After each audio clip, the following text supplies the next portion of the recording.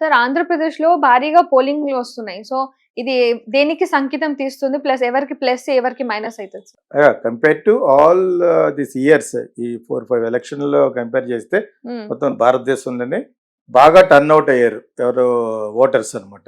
ఎక్కడెక్కడి నుంచో వెళ్ళి ఓటు ఉపయోగించుకున్నారు అన్నమాట హ్మ్. యాక్చువల్‌గాను. అది దేనికి సంకేతం? తెలుగుదేశం కూటమిలో ఏమన్నారంటే హ్మ్. జగన్ మీద యాంటీ ఇంకంబెన్స్ ఉంది కదా! జగన్‌కి వ్యతిరేకంగా వేసి ఈ సైకోని దించేయడానికి హ్మ్. ఎక్కడెక్కడి నుంచో వచ్చి హ్మ్. శ్రద్ధగా నుంచుని 6 గంటలకు వచ్చి 2 గంటల వరకు నైట్ అయినా హ్మ్. కూడా నుంచుని ఓటేసారని వాళ్ళు అంటున్నారు. అవును. జగన్ వాళ్ళు ఏమన్నారు? మా కోసం వచ్చారు వాళ్ళు, హ్మ్. ఓటు వేసి తీరతాం. హ్మ్. వీళ్ళు చెప్పిన కల్లబుల్లి మాటలు మా మేనిఫెస్టోని కొంచెం పెంచి చెప్పిన వీళ్ళని ఎందుకు నమ్ముతారు? హ్మ్. మమ్మల్ని మాకే వేసి ఉంటారు, అవును. వేస్తారు. ఈ హ్మ్. ఓవర్‌గా వచ్చిన ఓటింగ్ అంతా it is going to be helpful for us అవును. అని జగన్ అన్నారు. జగన్ పార్టీ అన్నారు. హ్మ్. ఏదైనా ముందు మనకిద్దరికి ఏం అరగదు. అవును. మీ ఛానల్‌కైనా మనకి ఏం అరగదు. అన్నీ చూస్తూనే కూర్చోవాలి మనం హ్మ్. యాక్చువల్‌గా. But still what would have happened అనే దాని గురించి మాట్లాడగలిగితే మనం మాట్లాడాలి. నేనేమనుకుంటున్నానంటే జనరల్‌గా ఆల్రెడీ మనకు ఛానల్‌లో ఇంకో క్వెషన్‌కి ఆన్సర్ ఇచ్చాను ఇది. హ్మ్. ఈ హైదరాబాద్ నుంచి 1.5 crore పీపుల్ వెళ్ళిపోయారు ఓటేయడానికి. హ్మ్. ఎలాగెళ్తారు? హ్మ్. ఎన్ని విమానాలు, ఎన్ని బస్సులు, ఎన్ని కార్స్, ఎన్ని ట్రైన్స్. ట్రైన్స్ వేస్తే హ్మ్. ఒక్క స్పెషల్ ట్రైన్ కూడా వేయలేదు.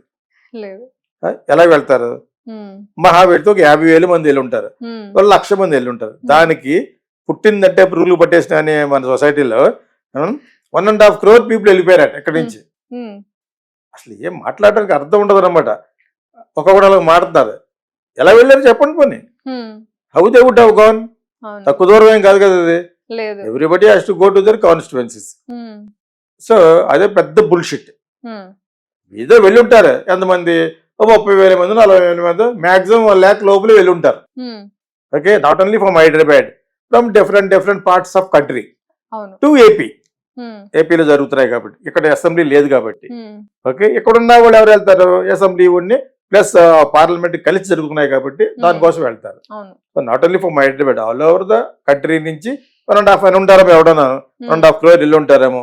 మేబీ వెళ్ళినా కూడా అక్కడ ఓట్లు ఏంటి ఉన్నవే 4 కోట్లు 4.5 కోట్లు ఏదో అంటారు ఏపీకి. హ్మ్. దానికి అదనంగా ఇంకో కోట్లు వెళ్ళిపోయారా? ఆ ఓట్లు వేరే చోట్ల ఉన్నారు కాబట్టి అక్కడి నుంచి వెళ్ళారా అనేది హ్మ్. It's a question. హ్మ్. సో వెళ్ళారే అనుకుందాం పోనీ. ఓకే, ఈవెన్ లెట్ 1 crore వరకు వెళ్ళి ఉంటారు అనుకుందాం. అవును. వాళ్ళంతా తెలుగుదేశంకి వేస్తారనేటిది ఏంటి? లేదు. అది వీళ్ళ పబ్లిసిటీ చేసుకున్నారు, విచ్ హ్మ్. Is meaningless and bullshit. హ్మ్. వాళ్ళు ఏమన్నారు? ఓకే, ఆ వచ్చిన వాళ్ళందరూ మీకు హ్మ్. వేసేసి ఉన్నా కూడా హ్మ్. అదే కరెక్ట్ అనుకుందాం. ఇక్కడ నివసిస్తున్న విలేజర్స్ లో ఉన్న వాళ్ళు ఉంటారు కదా, అవును. ఇంకొక 3 కోట్లు 4 కోట్ల మంది వాళ్ళు బాగా వేస్తారన్నాడు. అవును. ఇక్కడ ఎవరికి వాళ్ళు. వాళ్ళు లబ్ధి పొందారు. హ్మ్. సంక్షేమ పథకాల ద్వారా ప్రెస్ చేస్తే స్విచ్ చేస్తే డబ్బులు ఎవరికి వచ్చి పడినాయి? హ్మ్. జగన్ గవర్నమెంట్ లో పడినాయి. హ్మ్. అతను అలా చేశాడు. డెవలప్మెంట్ ఓ పక్కన పెట్టినా కూడా డెవలప్మెంట్ కోసం పెట్టిన డబ్బు అంతా కూడా ఎస్టీల కోసం వాళ్ళ హ్మ్. సంక్షేమాల కోసం డబ్బులు పంపించాడు. అది కరెక్టా కదా? అది 100% కరెక్ట్. హ్మ్. మనం అనుకున్నా మనకు ఇష్టం లేకపోయినా ఇష్టం ఉన్నా కూడా అది జరిగింది. అవును. సో వాళ్ళందరూ ఓటేస్తే చాలు మీకు లాస్ట్ టైం లాగా హ్మ్. వై నాట్ 175 అని వాళ్ళు అంటున్నారు. హ్మ్. దానికి మనం వాళ్ళు ఏమంటారు? ఇంకా ఏది జరగలేదు. హ్మ్. ఈవీఎంలో ఉన్నాయి విషయం, అవును. సస్పెన్స్ థ్రిల్లర్ లాగా. హ్మ్. మొత్తం అన్ని ఎలక్షన్లు అన్ని ఫేజ్లు అయిపోయిన తర్వాత then it is going to be starting by this month and by June 3rd కల్లా the results are going to come. Exact. అప్పటి వరకు మనం ఇలాగా ఏదో ఒక వాగుతూనే ఉంటాం. అలా అవును. అన్నాడు, ఈడు ఎలాగ అన్నాడు, ఏది హ్మ్. కరెక్ట్ కాదు. హ్మ్. నాకు అనిపించింది ఏంటంటే ఇవాళ చూశాను, ఆ, ఈ- చంద్రబాబు నాయుడు గారు ఆయన మిసెస్ ఒక టెంపుల్కి గుడికెళ్ళి. వెళ్ళారు. హ్మ్. బెస్ట్ అది, బికాజ్ అయిపోయింది. ఇంకెప్పుడు ఎవరి దగ్గరికి వెళ్తారో దేవుడికి వెళ్తే అడ్డం పెట్టుకోవాలి. అవును. ఆ ఒకటి కరెక్ట్ అని అనిపించింది. హ్మ్. సో అదే విధంగా జగన్ కూడా ఫారిన్ కంట్రీ వెళ్ళే ఉద్దేశం వెనకాల ఏ హ్మ్. జెరూసలము హ్మ్. బెత్లెహేమ్కి వెళ్ళి దర్శనం చేసుకుంటా వెళ్ళుంటారు. హ్మ్. అక్కడ వాళ్ళు ఉంటుంది, ఇక్కడ రకరకాల ఉంటాయి జీసస్ క్రైస్ట్ సంబంధించి. అవును. సో అలా ఆల్రెడీ వెళ్తూ ఉంటారు. వైఎస్ రాజశేఖర రెడ్డి వీళ్ళందరూ వెళ్ళారు. అప్పుడు జగన్ నథింగ్, కుర్రోడ్లాగా వెళ్ళాడు కూడా. హ్మ్. సో ఇప్పుడు మళ్ళీ వెళ్ళి ఉంటాడు. ఎవరు హ్మ్. దేవుడి దగ్గరికి వాళ్ళు వెళ్ళడం అనేది తప్పులేదు యాక్చువల్గా. లేదు. Like Muslims goes to that Dubai dargah. Gulf ఏంటది, సౌదీ అరేబియా. సౌదీ అరేబియా వెళ్తారు కదా, అవును. అలాగా they will go to that places. అంతేగాని దాంట్లో మళ్ళీ రకరకాల అర్థాలు తీసేయకూడదు. Hmm. They went one great event he's been past అయిపోయింది. So now they are going to depend on God. దేవుడు ఎప్పుడు గుర్తొస్తాడో లాస్ట్ లో గుర్తొస్తాడు అంతేనే. పరీక్ష రాసిన విద్యార్థి కాడి నుంచి ఎలక్షన్ లో నిలబడిన ఎమ్మెల్యే కాడి నుంచి ఎంపీ కాడి నుంచి చీఫ్ మినిస్టర్ కాడి నుంచి అందరికి అల్టిమేట్ గా అక్కడ వెళ్ళిపోవాలి.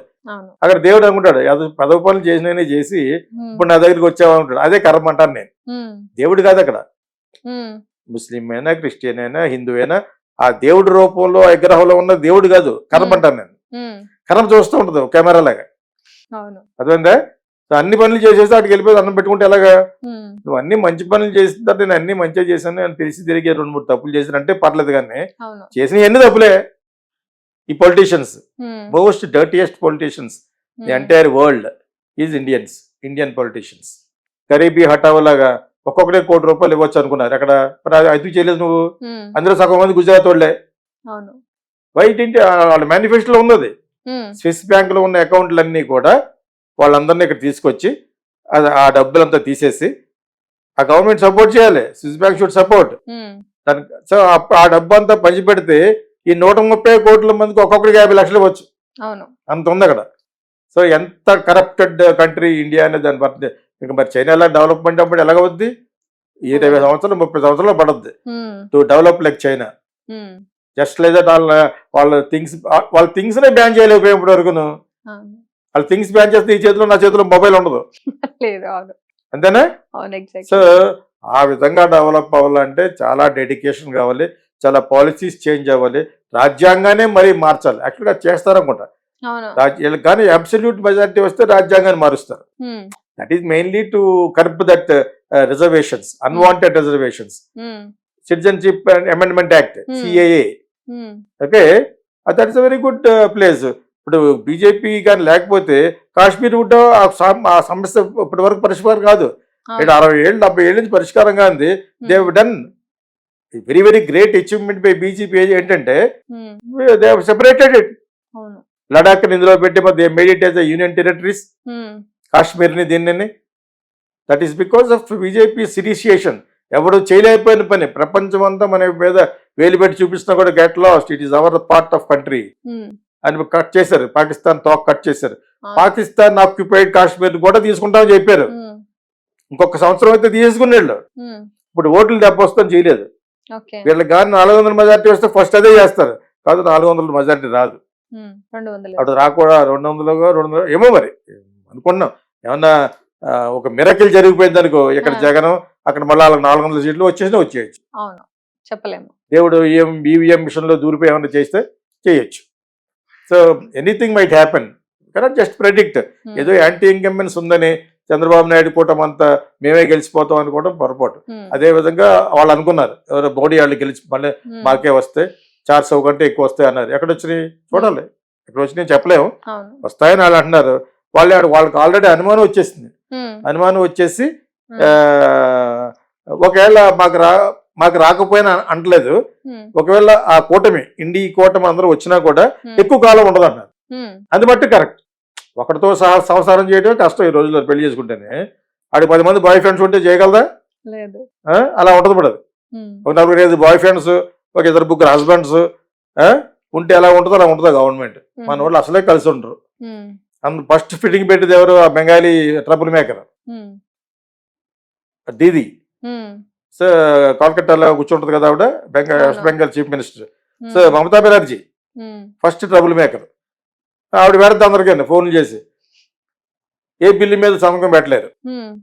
అందుకే మోడీ అన్నాడు, ఒకవేళ మేము రాకుండా వాళ్ళు వచ్చినా కూడా అది ఎక్కువ కాలం నిలబడతారు, మొక్కలు కింద విరిగిపోతారు. అప్పుడు మళ్ళీ ఇలా వస్తారు. వీళ్ళు డబ్బుతో కొనేస్తారు అందులో 2 పార్టీలు. అప్పుడు మళ్ళా వీళ్ళే ఫామ్ చేస్తారు. కాకపోతే అబ్సల్యూట్ మెజారిటీగా వాళ్ళకు pass citizenship amendment act 320 article 3 ఇవన్నీ పెట్టి పొద్దున్న పెట్టి సాయంకాలం పాస్ చేస్తారు. బికాజ్ వాళ్ళకి అబ్సల్యూట్ మెజారిటీ ఉంది కాబట్టి. ఆ సీన్ ఉండదు. ఆ సీన్ ఉండాలంటే మీరు చాలా చాలా జాగ్రత్తగా ప్రవర్తించి ఉండాలి. అలా ఉండలేదు మీరు. మీకు ఎవడిష్టం లేకపోతే వాడిని ఒక old journalist 76 year old journalist మీరు జైలు ఎలా పెడతారు మీరు? అట్ దట్ ఏజ్, ఆ ఏజ్ వరకు మన బతుకుతో కూడా బతకం తెలియదు. ఆయన మొన్న సుప్రీంకోర్టు విడుదల చేయమని వచ్చింది అనమాట. అవును. ఇలాంటివి చాలా చాలా చేశారు వాళ్ళు అంతా యాక్చువల్గా. ఉమ్, వాళ్ళు చేసిన పొరపాట్లు వాళ్ళకే గుచ్చుకుంటుంది కంట్లను. అవును. Not correct. అది నిరంకుశత్వ పాలన, అది ఉమ్, డిక్టేటర్షిప్ కైండ్ ఆఫ్ ఇది. ఉమ్, బట్ అదర్వైజ్ మోడీ అంటే నేను ఎందుకు దగ్గర చేస్తుంటే అది ఆయన పర్సనల్ కెరిష్మా అంటే నాకు ఇష్టం. ఉమ్, తను ప్రవర్తించే ప్రవర్తన, the how he spends his time. వాళ్ళు ఏమనుకున్నారంటే జై శ్రీరామ్ అంటే ఓటే వేస్తారని. ఉమ్, అంత వీపీలు ఎవరు లేరు ఇక్కడ. ఒక టెంపుల్ కట్టేసినంత మాత్రాన్ని వేస్తారంటే ఉమ్, ఓట్లు. ఇవి నేను కట్టా మొన్న కట్టా అయిపోయిన తర్వాత మర్చిపోయారు. అవును. మ్యాక్సిమం అక్కడికి వెళ్ళి దర్శనం చేసుకుంటారు. నేనే వెళ్దాం అనుకుంటాను యాక్చువల్లీ. ఉమ్, నేను అక్కడికైతే మెక్క కూడా వెళ్తాను ఉమ్, దారిస్తేనే. ఉమ్, ఎవరో లేనప్పుడు వెళ్ళాలి. అర్థమైందా? I would like to go everywhere. మీకు ఎలా ఉంటుందో చూద్దామని ఉమ్, అందరిలోనే వెళ్తూ తొక్కేస్తాను నన్ను. సో శ్రీ శ్రీరామ గుడికి వెళ్తాను, ఉమ్, మెక్కాకి వెళ్తాను, జెరూసలం కూడా వెళ్ళాలన్న కోరిక. Um, that is how as an Indian I was brought up. You అవును. Must respect all the religions exactly. And everybody అనేది నా పాలసీ.